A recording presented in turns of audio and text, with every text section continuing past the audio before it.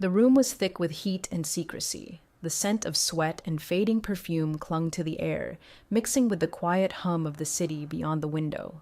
I lay there, tangled in the sheets, my body still humming from the fire we had just ignited. Then my phone buzzed. The sound sent a jolt through me. I hesitated before reaching for it, already knowing what I'd see. My heart pounded as I turned the screen toward me. "Where are you?" "I'm waiting. My husband." I swallowed hard, guilt clawing at my chest. Beside me, Ethan shifted lazily, his hand tracing slow, deliberate circles along my back. His voice was thick with amusement. "Again?" I didn't answer. What was there to say? That I hated myself for this? That I swore every time would be the last? That I'd rehearsed my excuses so well I almost believed them? Ethan smirked, his fingers tilting my chin so I'd face him. His lips hovered close, teasing, tempting. "You should stay." I exhaled, steadying myself. "I can't." But I didn't move. Not yet. Not until I felt his fingers skim lower. Not until his lips brushed against my neck, sending a shiver down my spine. Not until I realized I was dangerously close to surrendering again. I forced myself to sit up, wrapping the sheet around me. The room suddenly felt colder. I swung my legs over the side of the bed, staring at the floor as if it held the answers I refused to face. "You always leave," Ethan murmured behind me, "but you always come back." I hesitated, my fingers tightening around the silk of my dress. A bitter smile ghosted across my lips. "Maybe one day I won't." Ethan chuckled, low and knowing. "You will." The ride home felt longer than usual. The city lights flickered past in a blur, each one a reminder of the life I was returning to, the husband who was waiting, the lies I had to tell, and the worst part, I wasn't sure which life, the real one or the secret one, felt more like the lie. I pulled into the driveway, cutting the engine and sitting there for a moment, gripping the steering wheel as if it could anchor me. My heartbeat had slowed, but the guilt hadn't faded. It never did. It only buried itself deeper, waiting for the quiet moments to claw its way back to the surface. The porch light was on. He was still awake. I inhaled sharply, straightening my dress, wiping away the last traces of Ethan's touch. My fingers found my wedding ring in the cup holder, cool against my skin as I slid it back onto my finger. A perfect circle, like the cycle I couldn't seem to break. I stepped inside. Michael was sitting on the couch, his laptop open but forgotten. He looked up the moment I closed the door. "Late night?" His voice was calm, but his eyes were searching. I nodded, forcing a smile. "Yeah, work ran over and I grabbed a drink with some colleagues. I should have texted. It was effortless now, lying. The words slipped from my lips like second nature, smooth and practiced, and that scared me more than anything." Michael studied me for a moment longer, then sighed, rubbing his temples. I was worried. Guilt twisted in my stomach, sharp and unforgiving. He wasn't accusing me. He wasn't angry. He was just concerned. And somehow that made it worse. "I'm sorry," I said softly, walking over to him. I leaned down, pressing a kiss to his forehead. He smelled like home, like comfort, stability, things I should have cherished, but had somehow learned to betray. He smiled up at me, tired but warm. "Come to bed." I nodded.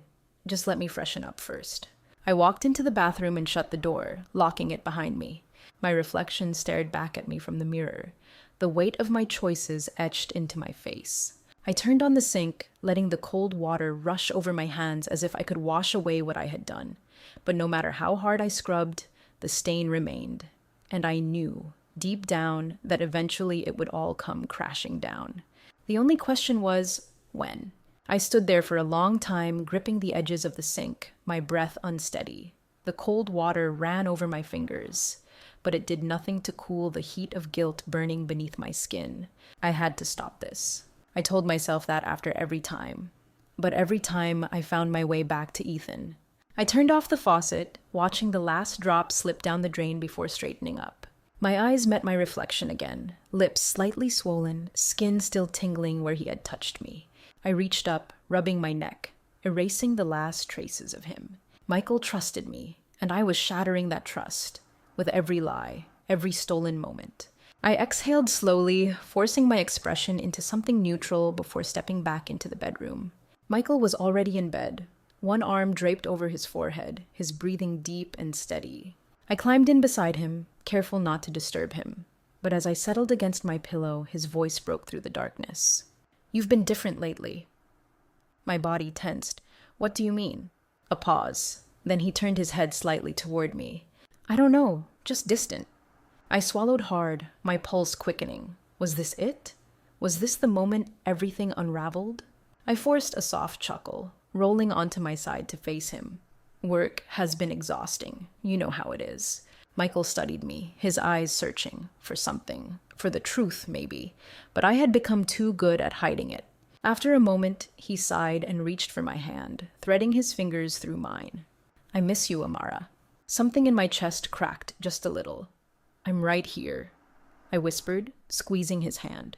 He gave me a small smile before closing his eyes. Within minutes, his breathing evened out again, drifting into sleep. I lay awake, staring at the ceiling, trapped between the life I had and the one I couldn't let go of. And I knew, deep down, that this was only the calm before the storm. The days that followed felt like walking a tightrope, each step more precarious than the last. I told myself I wouldn't see Ethan again, that I would stop before it was too late. But that was the thing about addiction. It never let go so easily. It started with a text. I stared at the message, my fingers hovering over the screen. I should have deleted it, blocked his number, done something, anything to sever the connection. But instead, I typed back 3 words that sealed my fate. "I miss you too." That was all it took. The next night, I was back in his apartment. The door barely closed behind me before his hands were on my waist, his mouth claiming mine. I let myself drown in him again, in the heat, in the escape. But this time, something was different. This time, I felt the weight of it pressing heavier against my chest. The guilt was no longer a distant whisper. It was a scream clawing at me even as I fell deeper into Ethan's arms. Afterward, as I lay beside him, staring at the ceiling, my phone vibrated again. A message from Michael. "We need to talk." A chill ran through me, my stomach twisted painfully. Ethan must have noticed because he propped himself up on one elbow, brushing a strand of hair from my face. "What is it?" I shook my head, locking my phone and placing it face down on the nightstand. Nothing. But it wasn't nothing. It was everything. And as I lay there, my heart pounding in my chest, I realized something terrifying. The storm I had been dreading wasn't coming. It was already here. The drive home felt different this time, heavier. The streetlights stretched into streaks of gold and white as I sped through the city, my fingers gripping the wheel too tightly. Michael's message echoed in my head. "We need to talk." It wasn't a question. It wasn't casual. It carried weight. Had he found out? Had I left something behind? A scent? A trace? A change in my pattern? Guilt had a way of shifting things. How I kissed him. How I spoke. How I touched him. Maybe he had noticed. By the time I pulled into the driveway, my pulse was hammering in my ears.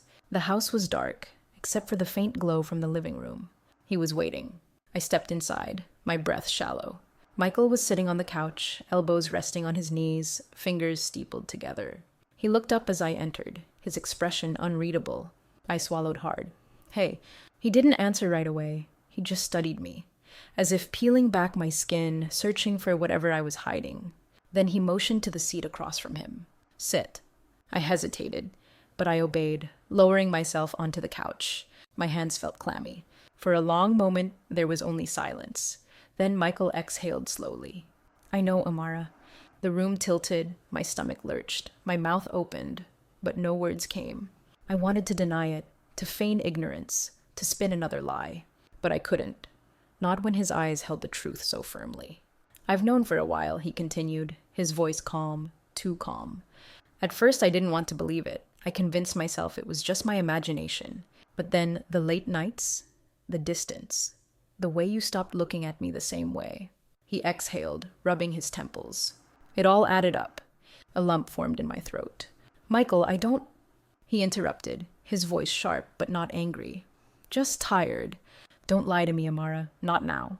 The silence between us stretched, heavy and suffocating. My fingers dug into my lap, my heart slamming against my ribs.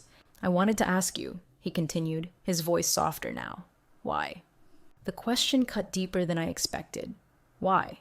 Because I had been searching for something. Something I couldn't name. Because Ethan made me feel alive, in a way I hadn't felt in years.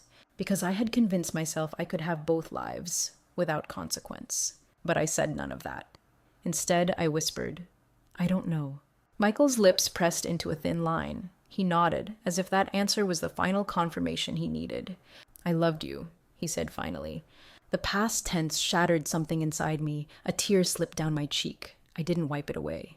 Welcome back to Flair Stories, the place for the juiciest tales. Don't forget to subscribe so you never miss our latest stories. My name is Julian. I'm 28 and I work as a software developer at a small tech company just outside the city. I've been friends with Derek since college and we've stayed close all these years. Today's story is about an unexpected day that changed everything for me and for his family. Derek and I had known each other for years, but I'd always been drawn to his mom, Laura. She had this warmth and energy that was simply captivating. Every time I visited, I'd often end up chatting with her, sometimes even more than with Derek. She was easygoing, laughed at my jokes, and honestly, she was beautiful. There was something magnetic about her I just couldn't ignore. So when I had a free day, I decided to surprise Derek with a visit. I didn't think too much about it, grabbed my keys and drove over without calling ahead. I thought it'd be a fun, spontaneous catch-up. When I arrived, Derek wasn't home. But Laura opened the door, looking surprised to see me. She greeted me warmly, laughing softly as she invited me inside.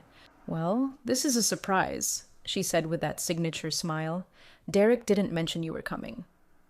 I smiled, rubbing the back of my neck. I thought I'd surprise him, I replied. She laughed and stepped aside. Well, he's not here, but you're welcome to stay until he gets back.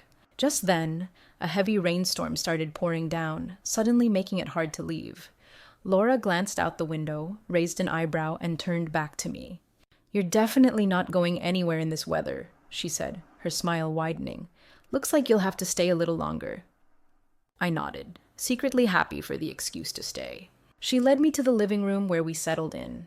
The sound of the rain created a quiet, intimate atmosphere. As we sat and chatted, I couldn't help but appreciate her presence more and more. Laura offered me a warm cup of tea as the rain beat against the windows. Sitting there in the cozy living room, we talked about work, life, and of course, a little about Derek. Her laughter was soft and inviting, making me feel completely at home. Every so often, our eyes would meet, lingering a little longer than usual, and I felt that subtle spark between us. As we spoke, she leaned back in her chair, casually crossing her legs. I couldn't help but notice her graceful, confident posture. She was 53, yes, but there was something timeless about her. Her energy, her smile, it all felt so youthful, and I found myself captivated.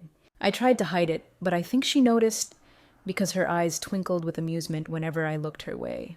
So, Julian, she said with a playful smirk, interrupting my thoughts. You seem awfully quiet tonight. Something on your mind? Caught off guard, I stammered, chuckling nervously. I guess I just didn't expect to be here like this, just the two of us. She tilted her head, her gaze warm and teasing.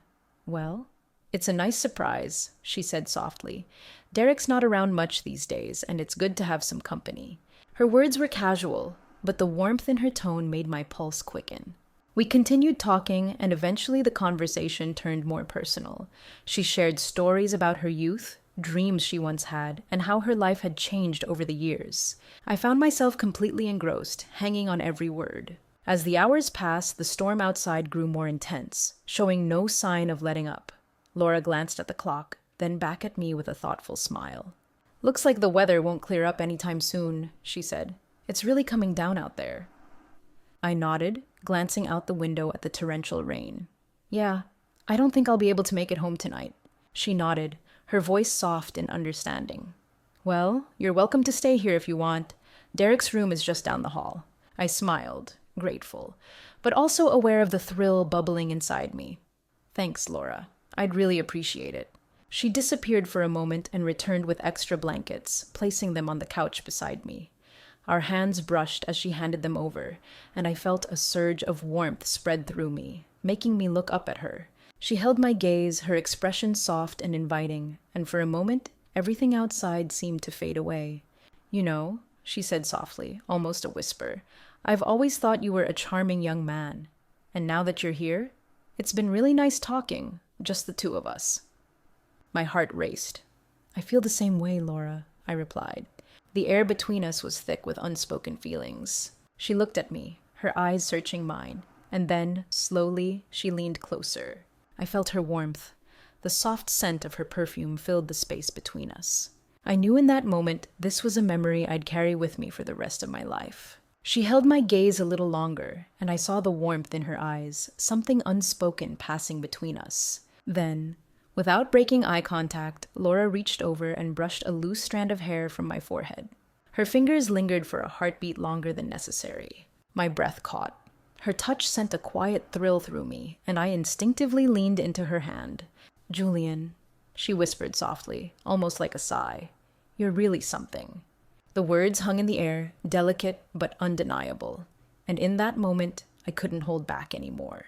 I gently took her hand in mine. Her skin was warm, soft, familiar in a way that felt new. She didn't pull away. Instead, she leaned in. Her lips parted slightly, as if inviting me into the closeness we had both tiptoed around all evening. With my heart racing, I leaned forward and gently kissed her. Tentative, soft. She responded with the same care, her kiss tender, warm. One of her hands rested on my cheek, grounding me in the moment. When our eyes met again, there was no more hesitation, no more pretending.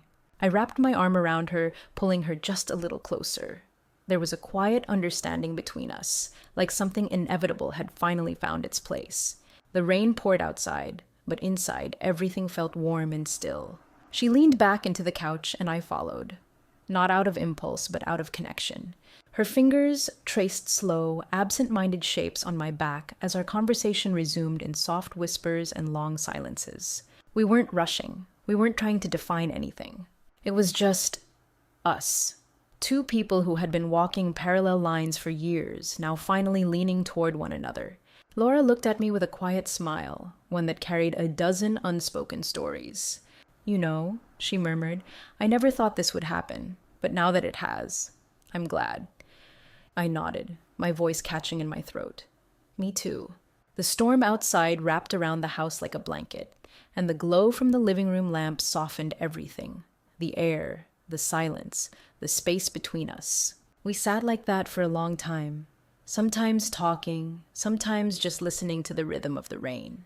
She told me about the dreams she had once chased and the ones she'd let go of. I listened, drawn to the strength behind her softness, the calm behind her laughter. Eventually, she stood. "I think I'll turn in," she said, her voice gentle. But before she left, she turned back to me. There was something in her eyes, something calm but powerful. "Good night, Julian," she said, a soft smile tugging at her lips. "Good night, Laura." As she walked down the hallway, I sat there in the hush of the storm, my heart still racing quietly. And I knew, whatever this was, it had just begun. The sound of the rain echoed gently in the silence, intensifying the moment between us. I stepped closer, drawn to her like a moth to a flame. My heart pounded as she took a step toward me. I reached for her hand, and she didn't hesitate. Our fingers intertwined, her touch warm and electric. With a gentle tug, I pulled her close, my other hand brushing against her side, feeling the quiet rhythm of her breath. She looked up at me, eyes gleaming with a mixture of affection and mischief. And in that instant, I felt my hesitation melt away. I leaned in, and our lips met again. This time the kiss held more than longing. It held a release, a surrender, and something quietly powerful. Time blurred. The rain outside played its quiet melody as we sank deeper into a world of our own making. Our laughter softened, our words grew slower, as if neither of us wanted the moment to end. We stayed close, talking in half whispers, fingers gently tracing the space between our words. It wasn't about rushing. It wasn't about where this was going. It was about the presence, the trust, the warmth that had crept between us and taken root. I lay beside her, her head resting gently against my shoulder, her hand drawing lazy circles across my chest. "I didn't expect tonight to happen," I murmured, my voice low, steady, "but I'm glad it did."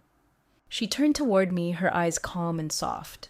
"It felt right," she said simply, "and I think I could get used to this." As the rain lightened outside, the tension inside us gave way to something peaceful. We were no longer just two people in a living room. We were something more, something unfolding. Wrapped in each other's arms, we began drifting into a contented silence, the kind that says more than words ever could. But just as sleep began to pull at my mind, the sharp ring of the doorbell cut through the calm. I sat up instantly. My heart skipped. Across from me, Laura froze, her eyes wide. Reality crashed into the room like a cold gust of wind. "My son," she whispered, barely audible. "He's home." I nodded slowly, the weight of it hitting me. "Yeah, it's Derek." We moved quickly. Sheets were pulled, clothes grabbed. The gentle quiet of the room dissolved into a chaotic hush. The doorbell rang again, louder, more urgent, each sound a drumbeat in my ears. "Quick, hide," she urged, her voice trembling with panic. I looked around the room, desperately. Without thinking, I ducked into the closet, pressing myself against the wall, my breath held tight in my chest. Outside, I heard footsteps. "Mom, you home?" Derek's voice. Clear, loud, getting closer. And just like that, the fragile world we had built in one unforgettable night balanced on the edge of discovery. I held my breath in the dark of the closet, heart pounding like a drum in my chest. Outside the door, footsteps echoed, closer, firmer. "Mom?" Derek's voice rang again, more curious than concerned. Laura stood frozen near the bed, her hands clutching the edge of the blanket, her breath shallow. She stepped out of the room quickly, pulling the door nearly shut behind her. I could hear muffled voices from the hallway. "Sorry I didn't text," Derek said. "There was an issue at work, and I figured I'd crash here tonight." "No worries," Laura answered, her voice remarkably calm. "You just surprised me, that's all." "Are you okay?" he asked. "I heard voices earlier." There was a pause, a breath held. "That was the TV. I was watching something before I went to bed," she replied smoothly. I exhaled slowly, not sure whether I felt relief or something else entirely. Minutes passed like hours. Eventually, I heard footsteps retreating, doors closing. Laura returned, opening the closet door gently. Her face was calm, but her eyes said more than words ever could. "You can come out now," she whispered. I stepped into the room, the adrenaline slowly leaving my body. We sat together on the edge of the bed, not speaking for a while. The storm outside had passed, but in the quiet of that bedroom, another storm had settled inside me. "I should go," I said eventually, my voice low, heavy. Laura nodded, her fingers fidgeting with the hem of her sweater. "Yeah, I know." I stood, gathering my things, but paused before reaching the door. Turning back, I looked at her. "What happens now?" I asked, not accusing, not demanding, just lost. She stood up too, folding her arms, her voice softer than I'd ever heard it. "I don't know," she admitted. "What happened between us? It was real. It meant something. But I have to think about Derek, about what this could do to him, to you." I nodded slowly. "I never wanted to hurt him." "I know," she said gently. "Neither did I." I walked to the door, hand on the knob, but turned one last time. Her eyes met mine, still filled with warmth. "I'm glad it happened," I whispered. "I don't regret it." She smiled faintly. "Neither do I." As I stepped out into the early morning, the streets were still damp, the world just beginning to wake. I drove in silence, windows down, wind brushing against my face like a reset. My mind raced with questions I couldn't answer. But my heart felt something new. Not confusion, not guilt, but clarity. Some stories aren't meant to last forever. Some exist to change us, to remind us that we are capable of feeling deeply, of risking, of falling, of discovering parts of ourselves we didn't know were missing.